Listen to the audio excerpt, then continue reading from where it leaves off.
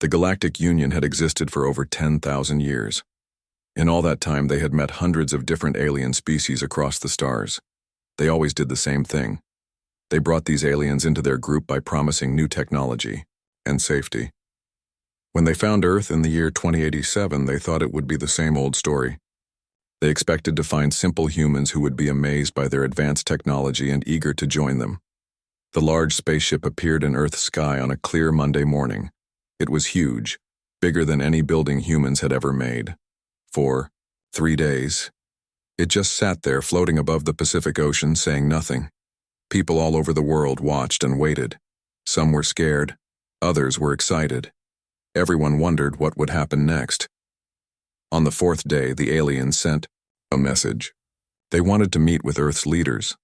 Tae-ho Kim, captain of the United Earth Defense Force flagship Resilience, stood straight and tall as the alien group walked into the big meeting room. The room was in a special building built just for this first meeting. It had high ceilings and large windows that showed the blue sky outside. Flags from all Earth nations lined the walls. Tae-ho was 45 years old.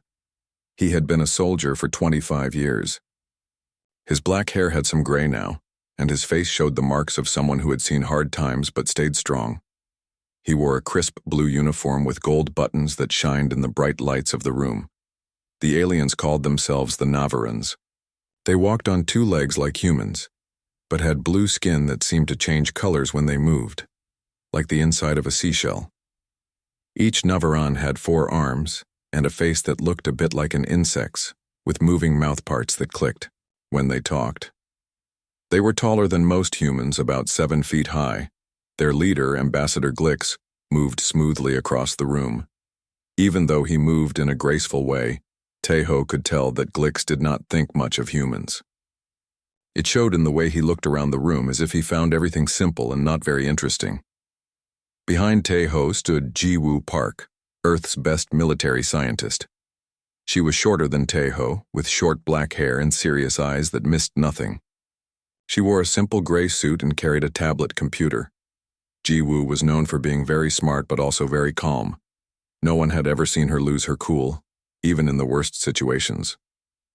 Captain Kim, Glick said, his mouthparts clicking in a way that Tae-ho had learned meant the alien found something funny. Your species is quite interesting to us. You still use bullets and rockets and nuclear bombs. How old-fashioned. Tae-ho kept his face calm, though he felt angry inside. He had been told to be polite no matter what. This meeting was too important for hurt feelings.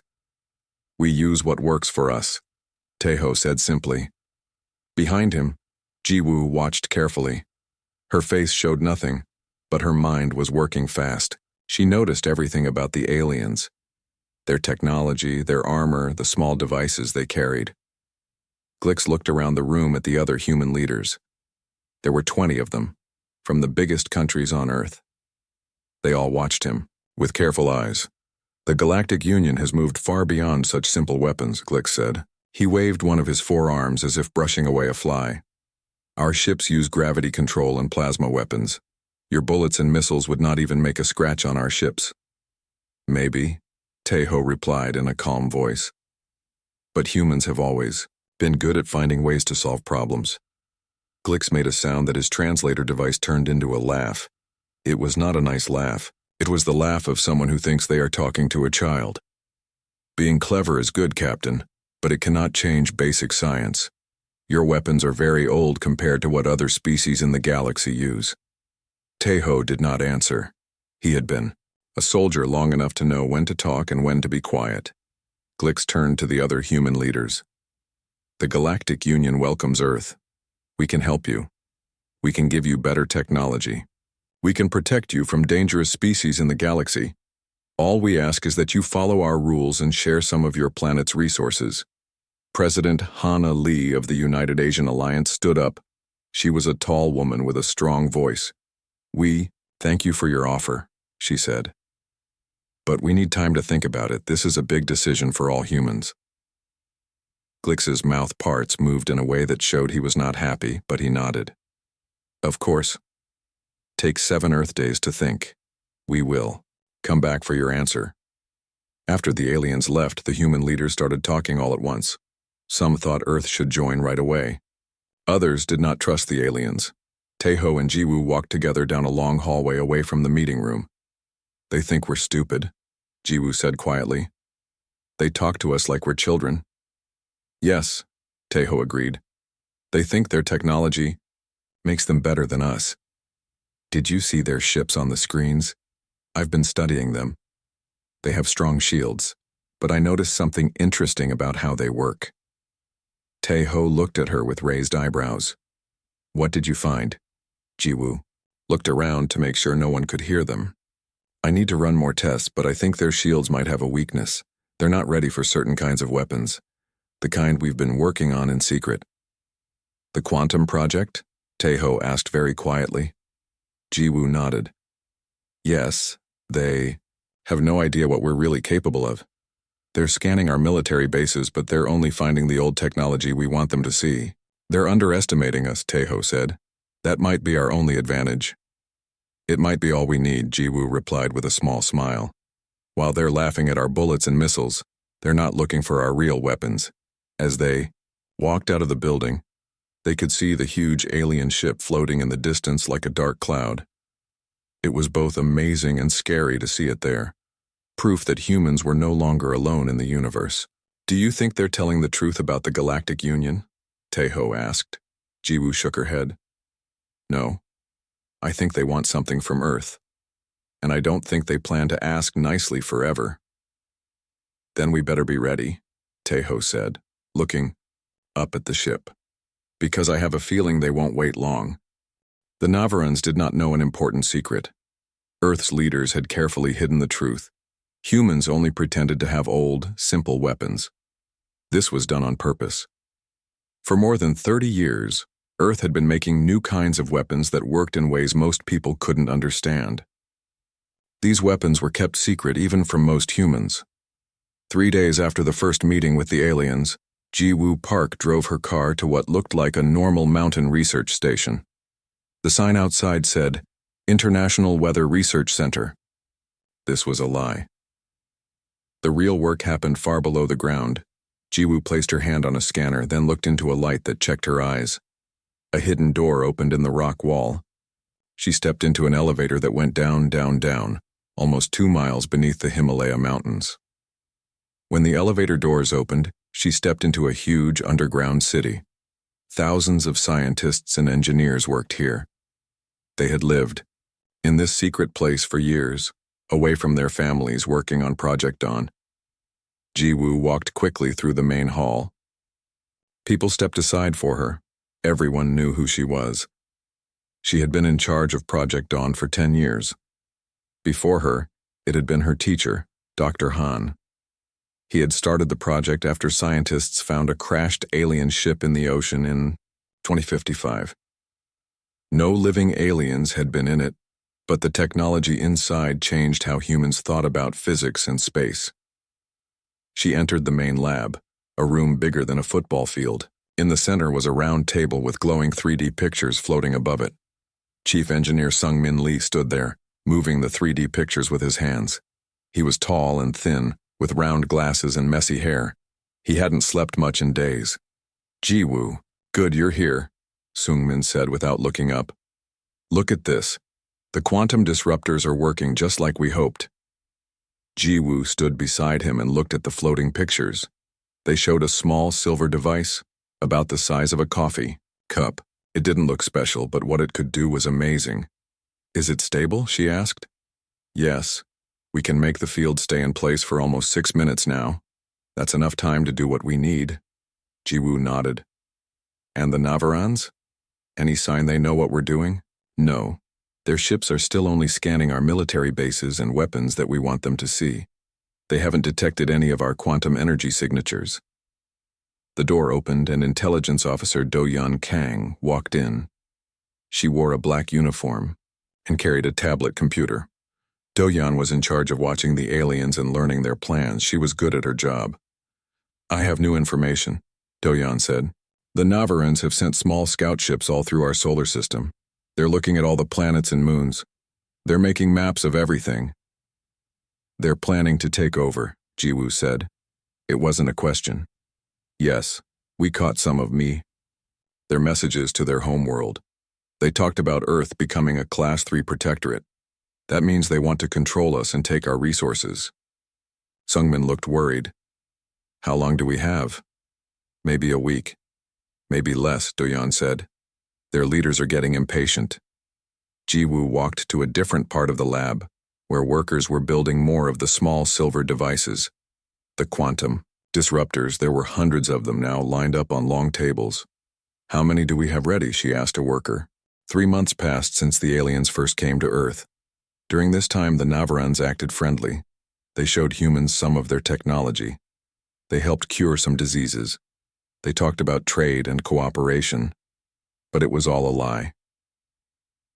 On a rainy Tuesday morning, the main Navaran ship called for an emergency meeting with Earth's United Council.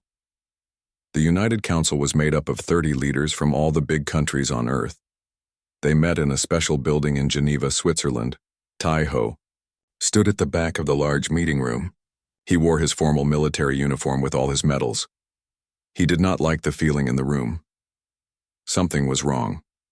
The Navaran representatives looked different today. They stood taller. Their blue skin seemed darker. They did not try to look friendly anymore. Ambassador Glick stepped forward. His forearms were held in what Tai-ho now knew was a position of power for the Navarans. People of Earth, Glick said in a cold voice. We have studied your planet for 3 months now. The Galactic Union has made a decision about Earth's place in our community. The room was very quiet. President Han Jun-yoon of Korea sat at the center of the big round table. He was an older man with white hair and a calm face. Before becoming president, he had been a general in the army. He knew how to hide his feelings. We are ready to hear the Union's decision, President Yoon said politely. Glicks made a sound like small rocks falling. It was a Navaran laugh, but not a happy one. Earth will not be given full membership in the Galactic Union, Glicks announced. Your species is too violent, too unpredictable. You fight too many wars among yourselves. You cannot be trusted as equals. Many of the human leaders started talking at once. Some looked angry. Others looked scared. Glicks held up one of his 4 hands. Silence. I am not finished. Earth will be classified as a Class 3 protectorate. This means we will control your major resources. We will place Navaran officials in all your governments. Your militaries will be reduced by 80%.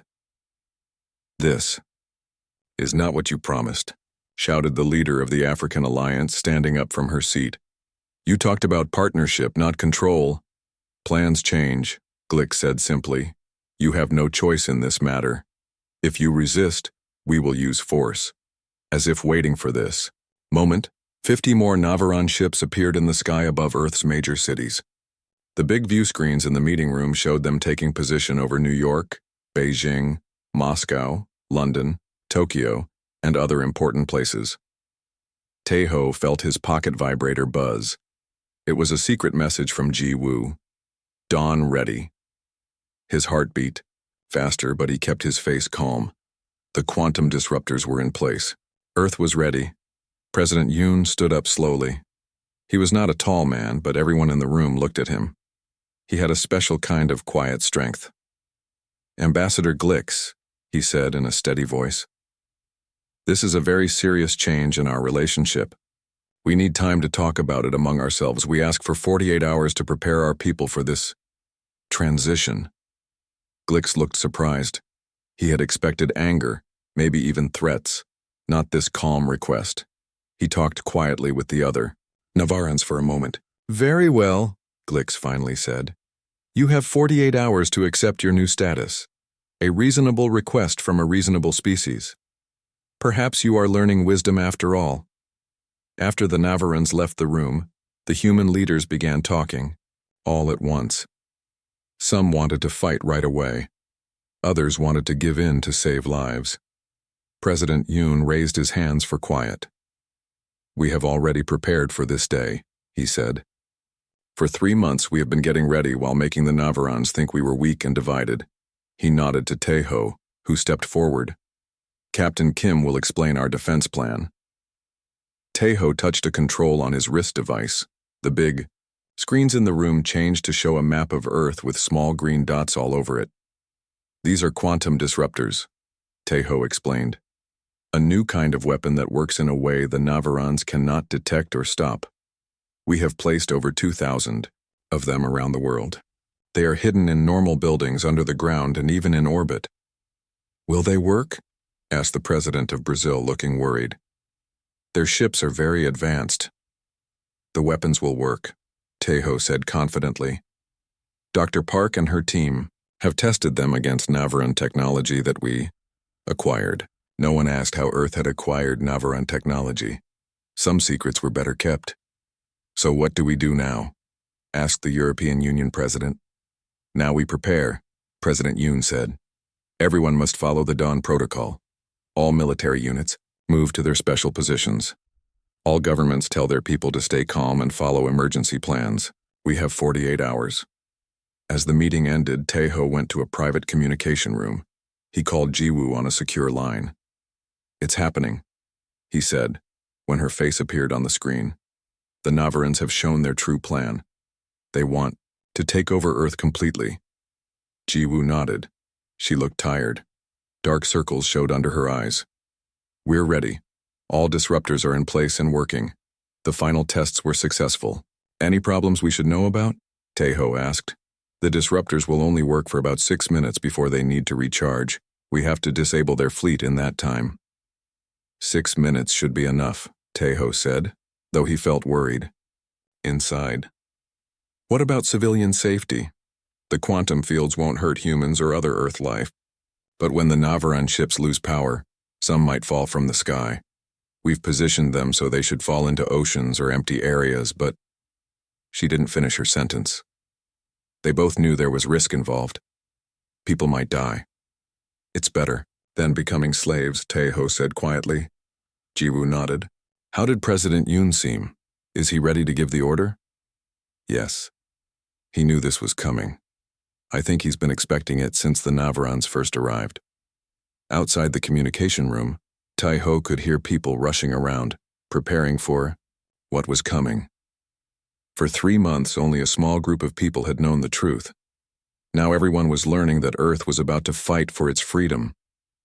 I should get to my ship, Taeho said. The resilience needs to be ready. Be careful, Jiwoo said. The Navarans still don't know what we can do. That gives us one chance, one moment of surprise. We can't waste it. As Taeho left the building, he looked up at the Navaran ships floating above the city. They were like dark clouds blocking the sun. Many people on the streets were pointing up at them, looking scared. Don't worry, he whispered, though no one could hear him. They won't be up there much longer. When the deadline arrived, the Navaran fleet moved into attack formation. Admiral Glix once again addressed Earth's leaders. Your time has expired. Have you prepared your people for the new reality? President Yoon stood alone before the hologram projector. We have prepared, Admiral. Not for surrender, but for defense. Glix's translator conveyed his laughter. With what? Your primitive missiles? Your nuclear devices that would harm your own planet more than our ships? We've analyzed every weapon in your arsenal. None can penetrate our shields. You analyzed what we allowed you to see. President Yoon replied calmly. Humanity has learned through bitter history that showing your true strength isn't always wise.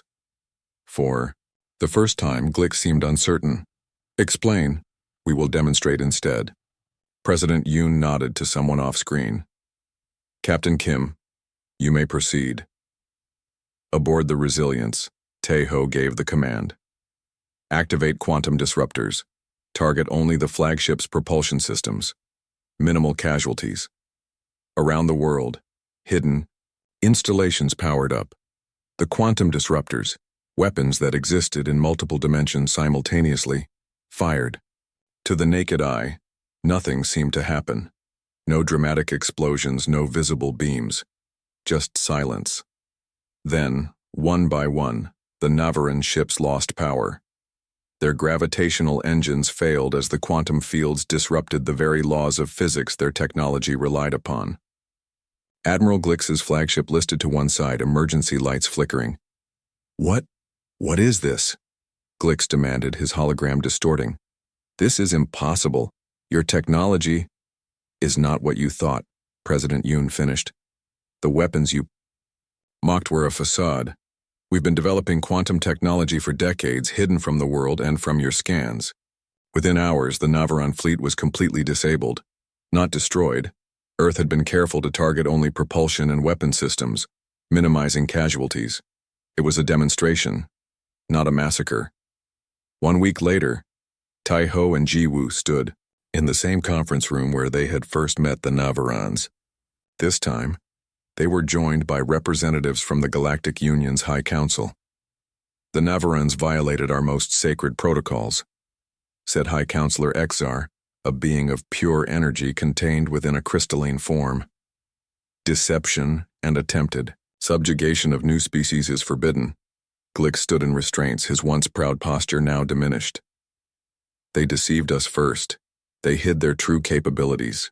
A species has no obligation to reveal all its technology, Counselor Exar responded, especially when facing potential threats.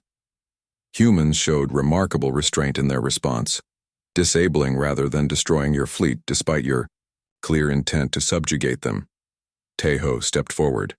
What happens now?